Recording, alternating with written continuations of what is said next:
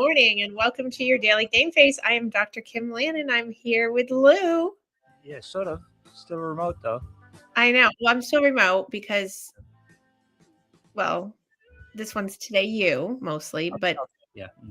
most of the time in the Worker bee. last few weeks I'm it's been just a worker bee. That's all I'm doing. you're the worker bee, but this one's you. But Okay. last week, all the ones before in the past few weeks, because I'm sick. But I'm not really sick anymore. I just have a flipping cough that won't go away. And everyone I tell is always like, "Oh, me too. I'm in the me too." Yep. You know, I'm on my 7th week of this cough. Just the cough. You feel fine. Just the cough. Totally the cough. That's it. Just the cough. And the I've been more the getting day lately. goes on, the worse it gets. And by the time I'm like 4:30, 5 o'clock, and I still have multiple hours left in my day, I'm like, and then I'm coughing and I can't breathe. Yep. Lovely, huh? Hmm. So, yep, there's my cough. So, and I did go away this weekend. It was lovely. Oh. A place that was supposed to be warm. I'm gonna go with it really wasn't that warm. Well, comparatively to here, it was 50 degrees warmer, but for where I was, it's not as warm as it should have been, and it rained the whole time. Yeah. So You were good down there, right? what? You were good down there. The cough went away. The cough almost completely went away, and as soon as I hit the tarmac back here on Monday night, the cough came back. Oh, chin up. You only got about 4 more months of this weather, so. Thank you. It's like 5. Oh yeah, 4 months. Yep. So yeah, and then I hear from people and whatever we've already gotten snow, which is so weird, and we're already in February weather, which is 10 degrees below zero and abnormal. So yeah, it's awesome. Merry Christmas, Happy New Year, and pass the Tylenol. As I've been saying for like 20 years now, if we really have our hand on the thermostat, let's go out and idle our cars for a while. Let's turn it up a little bit. Let's not do that. Well, let's get the temperature up. Let's get us around North Carolina. That'd be great. Oh no, I don't like the snow this early, but anyway. So now I'm back to the cough, and here I am. So here we are, and I could go a variety of ways just because of talking about everyone having the winter colds already, and the fact that what does that do to your whole like mentality on top of the holiday season, on top of the end of the year, on top of all the things, right? So I was talking to some tube clients yesterday talking about how it lowers, not only your immune system, obviously, during the year, but also then it gets you more tired. It makes you feel depressed. It makes you feel down because if you can't, you know how annoying a cough is or a cold. Sure. So it just Yep. like lingers, and then it's just kind of impeding you all the time because it's always just lingering on you. It's painful. It makes you sore all over. It's just tough. Well, over Thanksgiving, because, I was in the throes of the big cough, right? And I think I said I had like a massage to try to loosen it, and it worked for a couple of hours, and I went right back to coughing, and then I tightened back up, and it was like, there was a lot of money for nothing. Yep. So I haven't bothered now. I'm like, I'll just wait till I'm over the cough before I go spend another $200 on a massage. Well, get a couple hours of relief. I know. Well, it was nice while it lasted. So, so I do want to I don't know if he's listening, but this is a very cool thing. So, I mean, I won't go into the whole story I know that how I have some sort of Wicked background, and I know you love me talking about Wicked. However, on the way back this weekend onto my JetBlue flight, I'm approaching and I'm wearing a Wicked sweatshirt. Shocker, right? Yep. And of course I'm adorned in other Wicked gear, and I have bags full of Wicked stuff because I purchased Wicked stuff when I was there because I'm doing a Wicked Christmas tree and a whole Wicked themed Christmas area this year, which I will happily share with you, Lou. Yes. Anyway, and I'm well acquainted with Cynthia. So I walk on board, and this lovely flight attendant, James Hanlon, I'm going to name him because I told him that I was going to put him out on all my social media, because this young man who I met is a flight attendant, and I believe it was his last flight attendant flight because he's actually a pilot, and he's going to be moving over into piloting. So he's so pretty cool. But the cool thing was when I walked on board, him and this other woman, Kat, I mean, it's just such a cool thing in life when you meet really cool people, you know? Yep. And so, and if you're out there and you're, talk about like goals for the next year or your next, evolution is like making sure you like connect and make networks. And he just happened to see the sweatshirt, obviously, because you can't miss it. I was in the front row and he said, "Oh, wicked, blah, blah, blah." And we struck up a conversation and I told him some of the stories about, Cynthia and Wicked and like I just saw it and saw it 5 times and the whole thing. Um, and halfway through the flight, because we said, "Oh, we'll exchange information because, he comes up to Boston, he lives down in Palm Beach and whatever." So halfway through the flight, he comes up and he hands me this, it's a JetBlue card that they give out for whatever, they're like these little cards, but whatever. He had spent half the flight while he was working and he hand drew Elphaba from the movie poster in his own version with the Wicked symbol, and he wrote on it and then did all these neat little things on it and gave it to me, and it was so spot on and perfect, and I was like, "Oh my god, Right. you're an amazing artist." So then he goes and gets his iPad, not like the small ones, like the really good size, like art size ones. Right. This man is a self-taught beautiful artist and I want to promote him. And I was like, because he's Disney, that kind of Disney quality. He does that kind of Right. sort of the way he draws and animates and flipping fabulous. I guess I'm doing flipping fabulous today. So amazing, so talented. So and he has worked for Disney, he's worked for Universal as different things, but he's the artist in him is fantastic. So I told him I was going to promote him. I'm going to put him up on all my social media. He's very excited about it, but I will send it to you, Lou, so that you can actually see it. And I want you to post it for him. So it's James Hanlon, Yep. and he's on Instagram. And I'm totally pushing people over to go look at all of his artwork. But James Hanlon, Hanlon, and he doesn't sell it. He doesn't do it. But I told him that I was going to fly him up and have him draw a mural on my wall of Wicked. Oh my God. Really? He's like, "I've never done a mural." I'm like, "You're fine." So so then he shared with me, he had done he had done a full Elphaba and he was doing Glinda on the other side. So he's working on Glinda for me. So I was very excited, Wow. but Wow. What a beautiful. flight. When I say it was like it's spectacular, it's worthy of paying good money. See, I never have flight experiences like that. See, I sort of like I always try to walk on and sort of this is like the year of you kind of thing. Yep. I've always done this, but I really make sure like I always try to make connections to make sure that like when I walk on the plane, I'm always hello, how are you to the people at the front. It sort of makes me feel out like what I'm in for the flight, if Yeah. I'm Right. going to get a good response or not. Um, and I just think for me, I always do that for me just to set the tone because I'm doing the year of me. I'm doing, me. So I want to make sure that I take care of what I need to and then it gives me an idea of, oh, this is a good thing or this is probably going to be a rough one. So both down and back it was awesome. But James Hanlon, the artist extraordinaire who can do anything. I mean, he Wow. does Lady Gaga, he does Disney, he does all kinds of characters. He did an Audrey Hepburn because you know how much I love Audrey Hepburn. He sent me one of those because he'd done a beautiful one of her. I'm like Holy cow. spectacular. So Nice. so the one he did send me, I'm going to actually because it's so good quality though because of the way I'm going to because of the pixels, I'm going to canvas it up and post it up. Very nice. Very nice. Mhm. And the flight attendant going to become a pilot. How many times does that happen, do you think? I know. I was like, "What?" Yeah, Because I was exactly. like, "Oh, this is my last flight. I'm moving into being a pilot." And I was like, "Holy moly, I love it." So it was really good. So he's a lovely man, and Kat, his partner in crime at that on that flight was amazing. She just kind of stood by and watched because it was so, exhilarating um and he's just lovely. But yeah, he spent part of the flight, in his free moments going back and forth doing like this little sketch drawing, like full color drawing for me. Wow.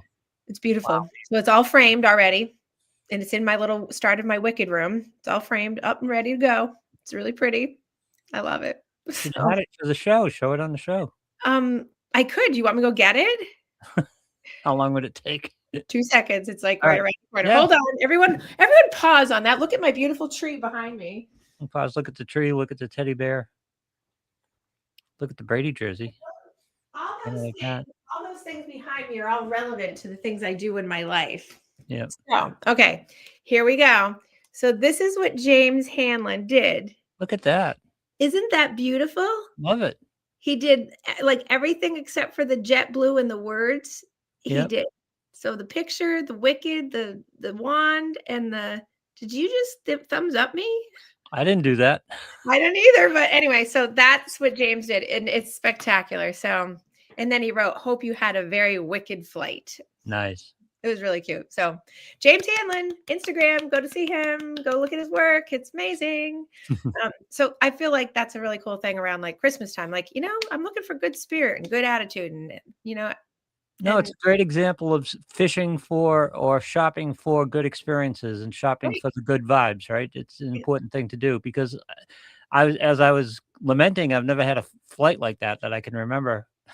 Although I do have an interesting story, but basically, when we just do the flight, especially in the morning, we just go sit down and just kind of keep in our own bubble. But sometimes reaching out can help. Yes. I'm notorious for being social like that. If I don't want to be social, for sure, I definitely go into the bubble because I can read the room sort of thing. And I'm like, oh, I don't want to. But this one, I was like, oh, this is good. But Yep. yeah. And I just think it's important because, in the year of you and coming into the new year, which is going to be I've figured out what my new theme for 2026 will be for this show. Oh, here we go. It's going to be reset and recharge. Oh, I like it. Yeah. You like it? Yep. So we're getting ready to reset and recharge, not starting fresh, not starting over. We're doing a reset and recharge just in case we need a reset. And if you don't, you're just doing a recharge. Yep. And then we'll evolve over the year. But right now, if you've set up your year of you, and now we're coming into that, we're going to do reset and recharge. I like it. I know, me too. So, but in the meantime, in the next hurried 2 weeks, which reminded me, because Thanksgiving was so tight this year on the end, and it kind of crunched everybody into Hanukkah and Christmas so fast. Christmas is 2 weeks from today, or Christmas Eve. I'm like, oh my God. I know, right? Right. And I'm like, oh, yeah. Don't even have anything done. That's awesome. So this is like a crunch time, and I'm hearing that from a lot of people. People are under the pressure I talked about last week. But instead of talking about that, because I've already talked about that and sort of what to do and giving tips, I thought I would talk a little bit about like, okay, what are good goals towards the reset and recharge as we come towards the new year? I've talked about in previous years and previous shows that, people get into this whole like, we'll just start on January 1st.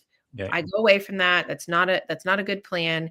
But setting the good goals is really important. So the SMART goal, I think most people, if they haven't, then they should know about SMART goals, like specific, measurable, attainable, relevant, and timely, right? So that Yep. gives you the best framework for success. So whether you're trying to be organized, eating healthier, reducing your screen time, volunteering, getting work-life balance, personal development, whatever it is, you still have to sort of, even if you don't put it on paper, which I'm highly recommending people to do, is you have to do the SMART goal, SMART. So specific, measurable. So you have to be able to it's tangible, attainable, relevant, and timely.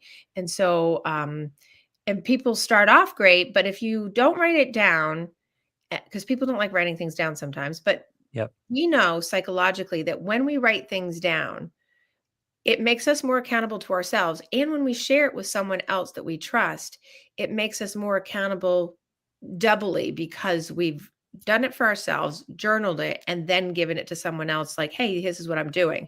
Because a lot of times we'll put down the first thing, we have the goal, but then yeah, it's attainable, but then do we have action on it? Do we have it in a timely manner? Is it too broad? Is it too wide? Is it too, vague?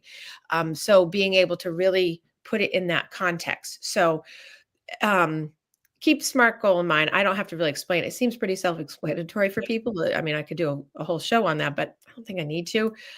Certainly if people want it, I can do it.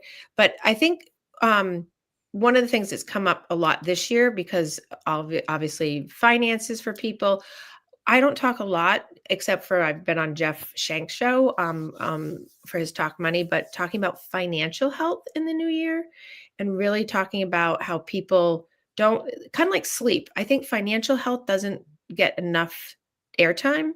Yeah. And this time of year to do like sort of going into this reset recharge, you know, let's talk about financial psychological health, like behavioral health of finances, because people, one of the biggest stressors in life, whether it's this time of year or any time of year, is financial health, and people don't talk about it enough.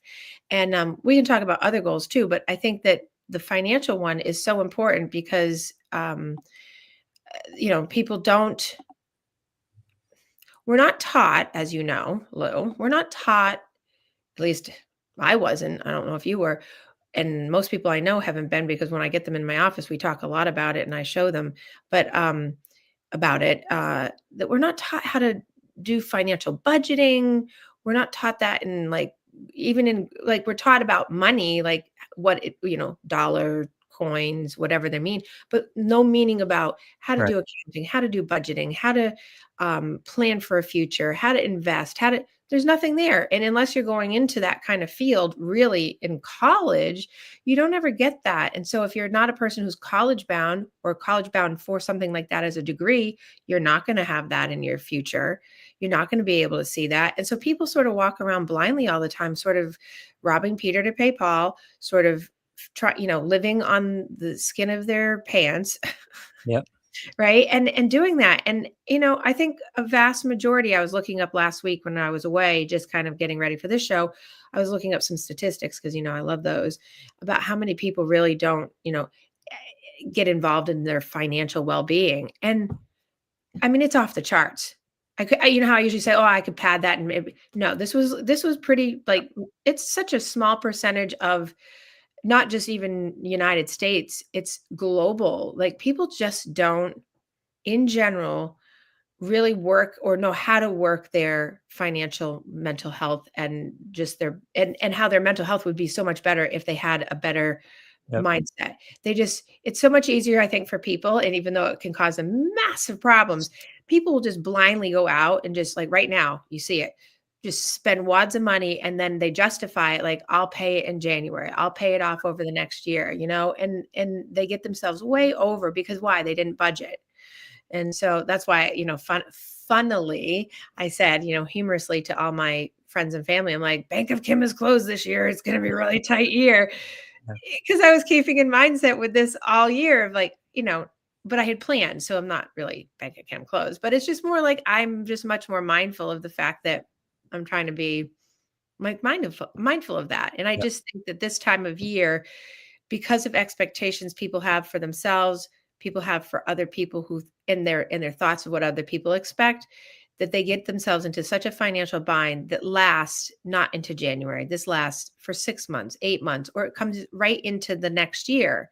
Of like you're already going to be at next year. You'll maybe have paid off this year by this time next year, and you start all over.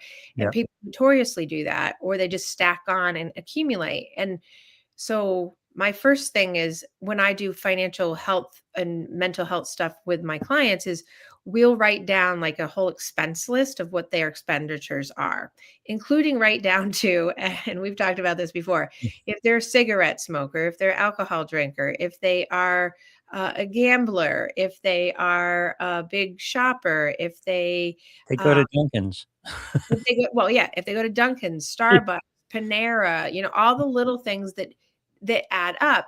And so it's always the most eye-opening thing. It really truly is. And I say always on purpose. It's always the most eye-opening thing for people, because when they actually see it on paper, and we do the weekly, the monthly, and then the year end for all of it, without being crass, no, they shit their pants, because they're Yep. like, oh my God. And then the behavioral modification that can come from that, just from doing that one exercise alone, for you all out there, just by sitting down and doing that. Now, I get people that say, I don't want to do that because it scares me, because they already know. Yeah. Right. So, Yeah. but for me, a lot of times, to help people get away from like their stress levels, because a lot of times their mental health anxiety in a lot of like families and adults that I see really comes um, around the fact that they just avoid the money thing, avoid talking about it, avoid anything to do with it, and then sitting down to do a budget. Because in people's minds, what I've learned over the years anecdotally is that budget in their mind equals restriction. Right. And that doesn't mean that. It means being smart to allocate and not go above your means. And if you do, be prepared for what that means to be able to take care of it and how to plan for it. So obviously, I'm not a financial planner by any stretch of the imagination, but I have just followed these rules for so long because I learned early. I learned early because I self-taught, but I also self-taught because I was in a psychology program back in the 90s that talked about financial mental health for whatever reason. And it was a beautiful thing then. And I'm like, oh, I'm something important. When you talk about the wellness wheel of your mind, people, when they come see a psychologist or psychiatrist, they often think just mental health. Well, mental health has to do with the wellness model. And the wellness model is the more contemporary model of psychology, which is finances, vocational, spiritual, sexual, social, demographic, medical. Like, so it's all the things on that wheel spoke. And this one is one that people love to avoid because it's hard, it's painful, and people don't want to give up the lifestyle they have, but they'd rather live with the devil that they know, even if it's really stressful, than not. But then it's like when they see it on paper that Starbucks is costing them $4,000 a year, no lie, Yep. or that cigarette habit is costing $14,000 a year. I'm picking people in my mind that I know that are doing this. Or you go out to dinner 4 or 5 times a week, and now you're doing $800-900 a week just in out to dinners. So for that example alone, if you're a person that goes out to dinner 4 or 5 times a week and you want to just cut it back, but not only cut it back, but if you cut it back in half, and so you're only going twice a week, the 2 or 3 other times you're going, if you're typically spending $100 a night, take the $100 out that you would have spent and put that in a savings or put that in your envelope. For some people, they're old school and they'll just put it in an envelope. So you forget that it's there, it's there, but you're still spending it, but you're now saving it so that at the end of the year, you're accumulated all of this, right? It's like the $10,000 box idea. Like if you keep putting $5, $1, $10, $20, it adds up. And so people love that idea. It's the enveloping, grandma's old school thing of like the envelope for travel, the envelope for the utilities, the envelope for rent, right? It works really well, but people just don't do it because most of the time people are like, why? I'm like, you're afraid.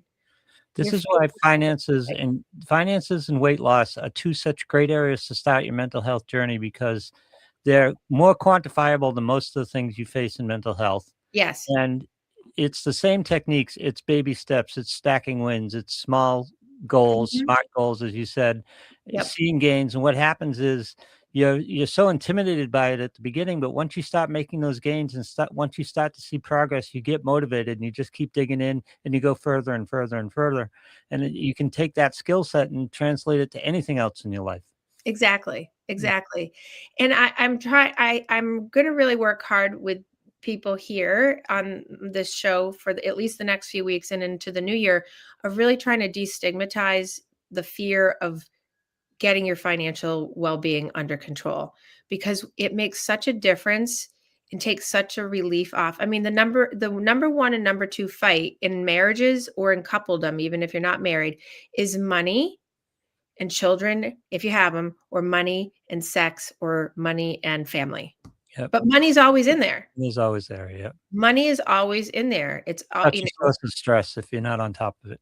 exactly. And then, so there's so many things to say about this on so many different levels, but if we just look at saying like, okay, let's just take some stigma down off of it, that okay, say you're a person, we'll take some extreme examples. You're a person who has $20,000 in debt, right?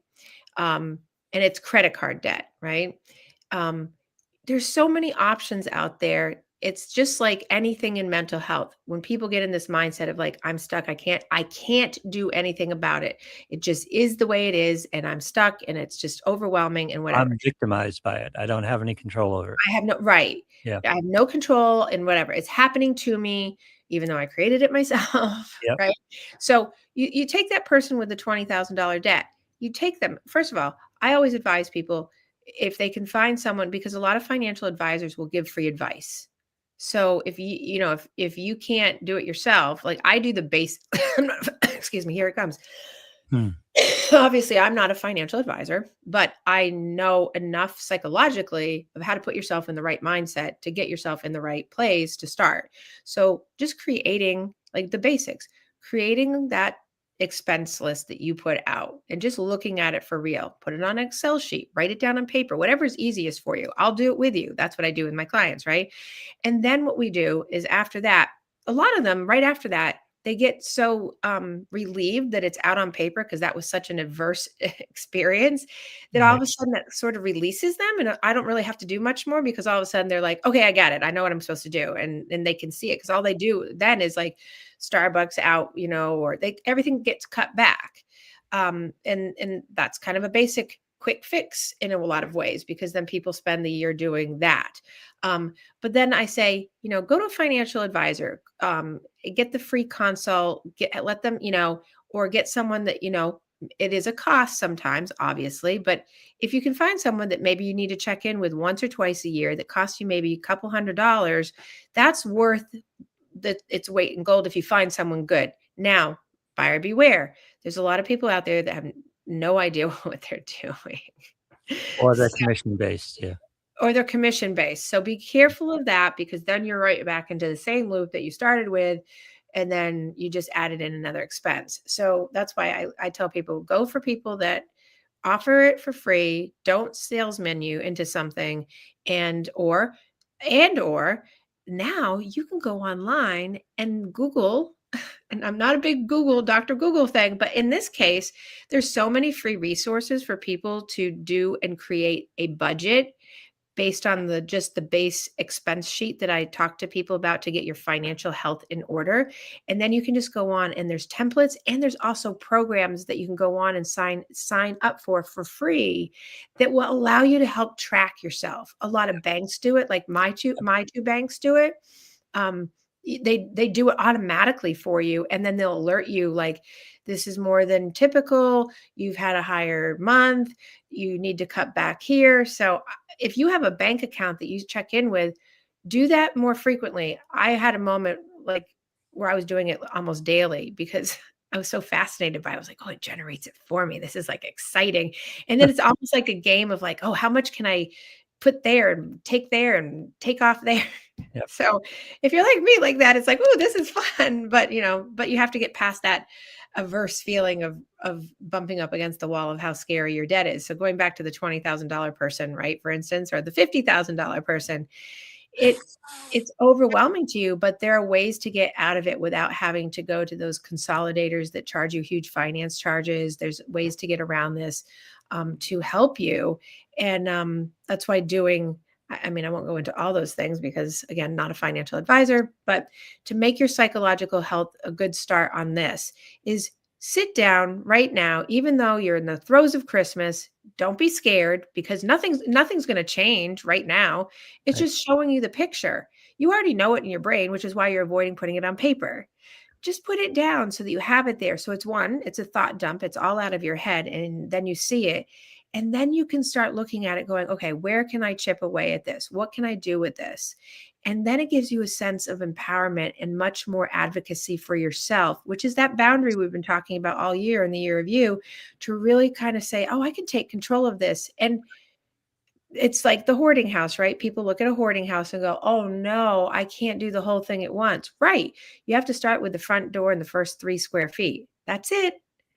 So it could be $10 a week at this, $20 a week at that, save $5 here. Like, but people get into that mindset again. And I'm saying that so that people go, okay, I'm normal of what's $5 going to do? Well, $5 every month, I mean, every week for someone hey, that's $20 extra you have. Imagine if it was 25, imagine if it was 50, imagine if it was 100, right? Or if you're saving it, every time you save a trip to Starbucks, put that $10 Yep. aside.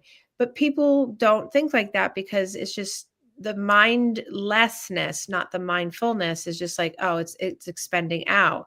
But once you realize how much you're spending in all of these places, the Dunkins, the drive-throughs, the pizza orders, the DoorDash. Oh my God, I had one client that had door dashing, and the DoorDash amount of money on a monthly basis, when they saw it, when we did it out, I was like, oh, I mean, Yep. thousands of dollars, Well, because again, it's good because it's mental convenient. But you're hygiene. conveniencing yourself to death.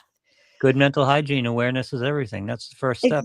exactly. Yeah. So really creating a budget for For yourself so me, that I got an aggregating software, and literally I laugh now because I just saw how much I was spending a month at Dunkin' Donuts. It's like, "Oh, I can do better than that." right, Because it was like, I don't like debt, so it's like I wouldn't take on car payments. I'm buying cars so I can buy them cash and things like that. But wait a right. second, I'm spending a car payment a month at Dunkin's. Well, and so that's the thing, and that's one of the wonderful things about doing out your just the sheet of expenses and where it's going so that you can add it up weekly, monthly, yearly. And then when a person sees the yearly on some of these things, and those are things that you can cut back, I always say, because people go, "Oh my God," and they're like, "But I love my Dunkins, or I love my Starbucks, or I love my Pressed, or whatever." It doesn't mean you can't, but if Nope. you're spending 500 a car payment, $500 a month at Dunkin's, which people do, imagine if you just cut it back by half and put that 250 aside, and how much that would be at the end of the year and what you could do with that, Yep. you know? Because And people are like, "Oh, I really wanna go on this trip, but I don't have the money." Well, you will have it watching that in 9 envelope months. of that savings account grow by that Right. $200 a month, it just gives you momentum. It's just like you just Mhm. start getting into it. Exactly. Like And it's this just month, I'll it's put an extra 100 in. I got an extra 100. I'll put that in. exactly. And people are always like, "Well, I don't have the extra." Well, you would have the extra if you looked at the real situation that you have and that you've created, and you go, "Oh, do I really need?" So, I mean, me and Dunkin's, I used to go to Dunkin's all the time on my way to work or whatever, even though, and it's terrible because I have a Keurig at my office that I got for Christmas a couple years ago, and I literally had only made a cup of coffee on it, and then I had brought it up to my place in New Hampshire and used it for, like, a holiday, and then brought it back to my office and hadn't used it. This whole past year, I've been using it, and I think I go to Dunkin's. I went from spending probably 2 or $300 a month on Dunkin's down to $20 a week. Yep. 20 so, Yeah. and that it may be even, and sometimes I don't even go to Dunkin's at all anymore. Yeah. So, because I I know. have the coffee, I'm like, I've made a concerted effort to go, "No, and I take the $20 that I know now I'm saving, and I just put it into the the envelope." And one of the big things I taught my kids really early on, because it's important, is you gotta get past that point in your life where you're living paycheck to paycheck. You gotta Ex have some savings, you gotta have some backing. It relieves so much stress, it changes everything for you if you're not Right. living paycheck to paycheck. Well, and not living paycheck to paycheck, I think, is great advice for kids and people, and also, if you don't have, this is one thing that my dad always has told me, and I 99.9% live by this. And the only reason why I don't is because it's just because if I use a credit card, I pay it right off. But it's always because I built, obviously I get points. I use my points. But cash only. If you don't have cash within the 30 days of purchasing something, or you don't think you're going to, Yep. it's out. As 'Cause you hard as you it, accumulate these huge credit card debts on stuff you can't even name, small right, stuff on day-to-day basis, right, and that's a big stressor too. Credit card debt is a huge stressor for people right, right. and And handicaps them quite a bit financially. exactly, and unless you're and I have that rule is, like, unless you're traveling or unless you're in, like, a time where, like, I always carry 1 credit card on you, but you don't Yep. pull it out and use it unless it's an absolute emergency, like, that the car might break down, you might have an issue on a flight because 'cause you're like, unless you're gonna have cash, don't do it, and obviously, there's big things that come up, like my boiler and my heater in my Yes. house. Yes.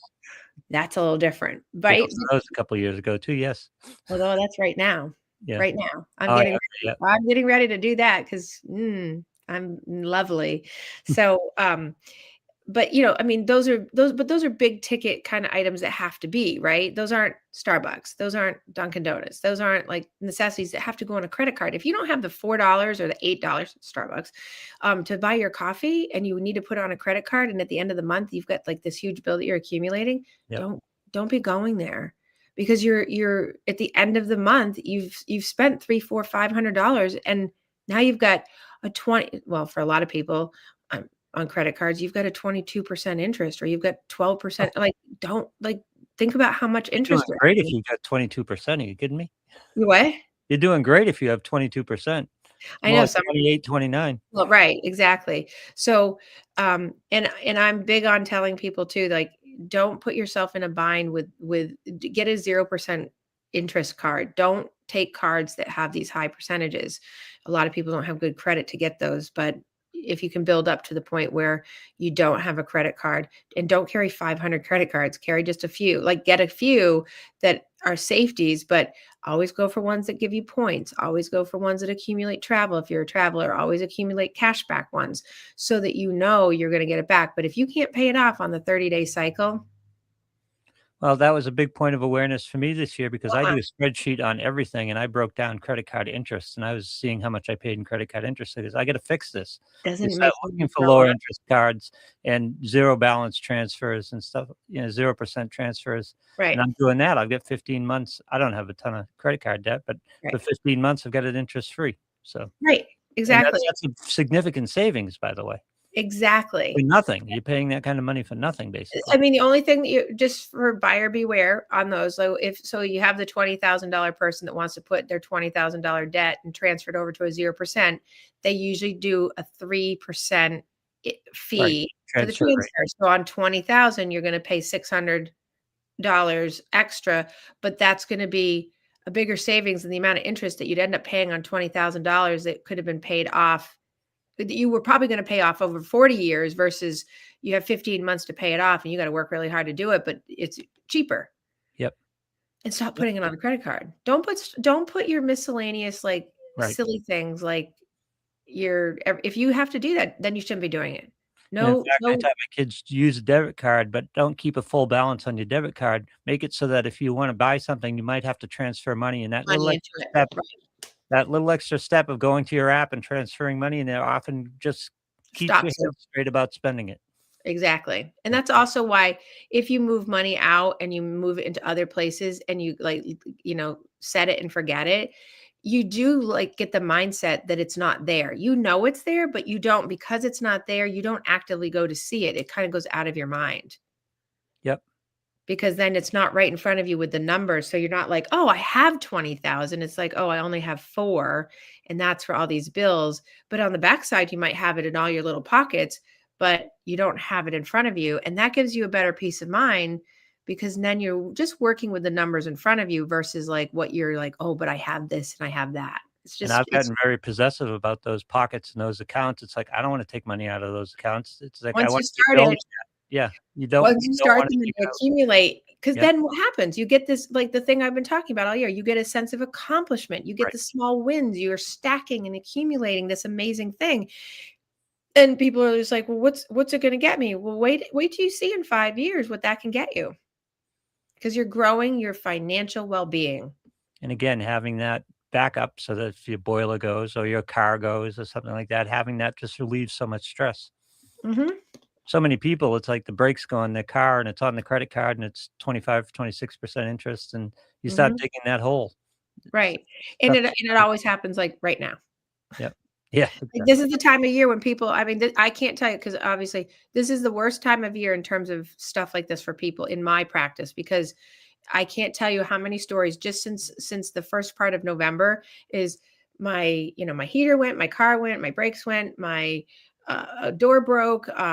We have to replace windows. And then people are freaking out, because they're like, and then there's Christmas, then there's all this pressure, and it's like, yeah, and I get it. Not foreign to it. Been there. I had to learn my lessons, right? Yeah, we all did. I haven't learned hard ones, but I have had to learn my lessons. But And I'm it's all tough in too favor of because this. credit card companies are putting credit cards in kids' pockets in college and Mhm. You're being indoctrinated into that spend and, pay later type of thing, and it just gets you in so much trouble. So many kids are in so much debt by the time they're getting out of college or just out of college or, even before a marriage or anything like that, and it's just Yeah, and tough hole it's to dig and out back of. exactly, back in the day when I was coming up through, it was so hard in college to get a credit card as a student, it really was. You could have, like, one of those, like, debit slash, they'll give you $200 in it, you can't go over the limit. My lovely niece in her first year of college right now in Rhode Island has asked for Christmas for all of us to pay off her card debt. We all laughed at her because she ran up a credit card debt, and and she's like, God love her, she's probably listening, but I was like, "Girl, no, that's you," because she's, you know, door So dashing you get the and debt, and they say, "I'm gonna pay it off in the first month," and they do for a while, and then it just starts and that and accumulating. that's what happened in September. I warned her. I warned her. I warned her. I warned her. And when I saw her at Thanksgiving, I said, "So what do you want for Christmas?" She goes, "Can you pay off my credit card debt?" And I burst out laughing. I said, "Girl, I will give you advice, but I will not. That Merry Christmas. I'll give you advice, but I will not pay off that credit card debt because you door dashed or you did whatever you were doing. No." Hopefully, it's a good life lesson. I don't know. She's Yeah. still in that mindset, I think. You know how it is. Yeah. But when nobody, I think in her mind, I think she thinks that, well, I'll just like do it. But everyone's like, we're not doing it. And so on Christmas morning, it's going to be a real surprise because it's not going to be any credit card debt paid off. Wow. Yeah. And she did a Whopper doozy. She's in her first semester of college and she did a Whopper doozy to herself. And I'm like, girl. And now she can't use the card. Yep. We're on it. And so occasionally I get can you Venmo me $10? I'm like, "Ugh, Yeah, I know, right? ugh."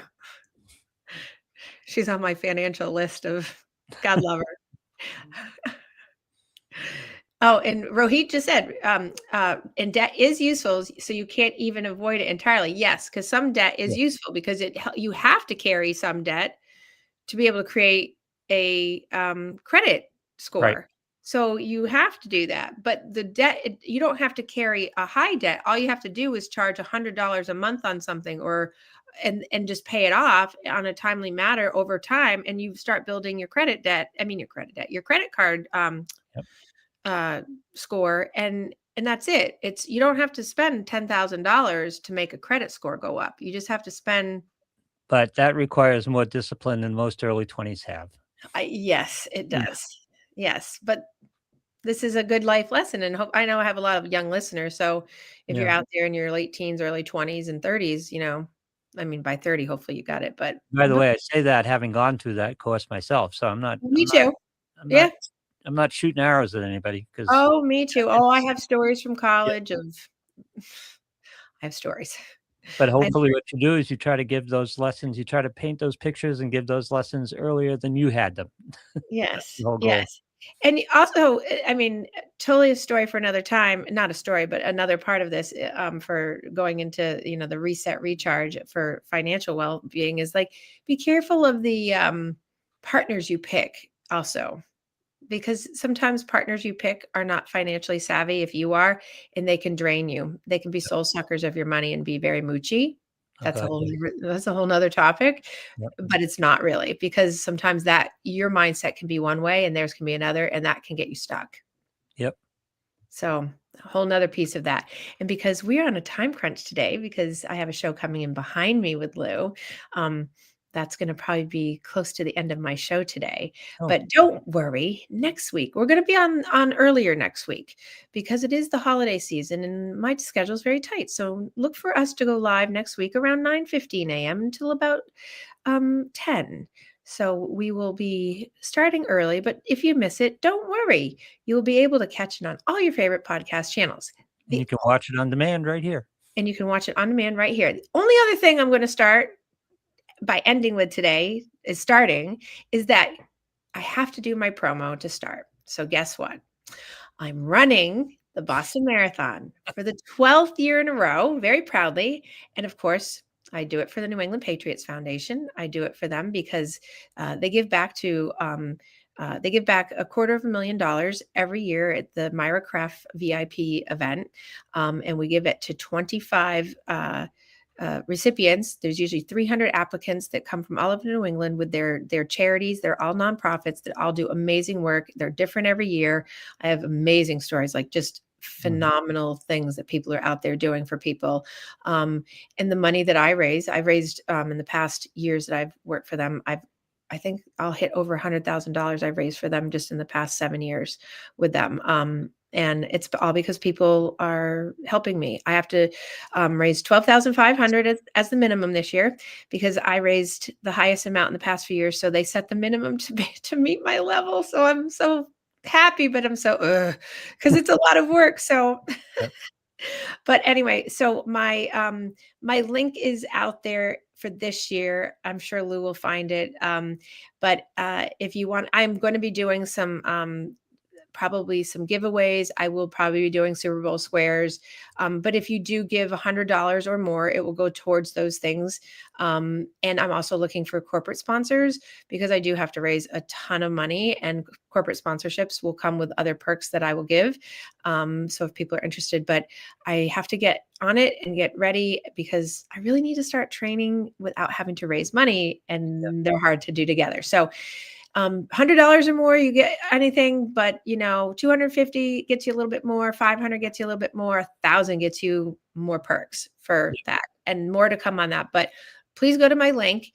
I can tell you what the link is before you put it up. It's giveandgain.com, and you look for Kim Lannon and New England Patriots Foundation for 2025.